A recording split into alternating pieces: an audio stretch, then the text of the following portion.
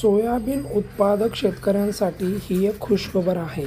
या वर्षीची हंगामातील सोयाबीन बाजारामध्ये येण्याअगोदर सोयाबीन उत्पादक शेतकऱ्यांसाठी एक खुशखबर समोर आलेली आहे. सोयाबीन बाजारभाव मागील 2 ते 3 दिवसांपासून चांगली सुधारणा झालेली दिसत आहे.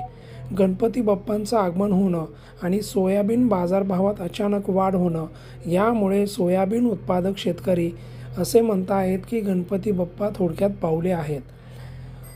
बाजार समितीमधील माहितीनुसार काल अकोला कृषी उत्पन्न बाजार समितीमध्ये म्हणजे 6 सप्टेंबर रोजी सोयाबीनला 4,600 रुपये प्रति क्विंटल एवढा दर मिळाला आहे. त्यामुळे सोयाबीन उत्पादक शेतकऱ्यांमध्ये समाधानाचं वातावरण तयार झालेलं आहे.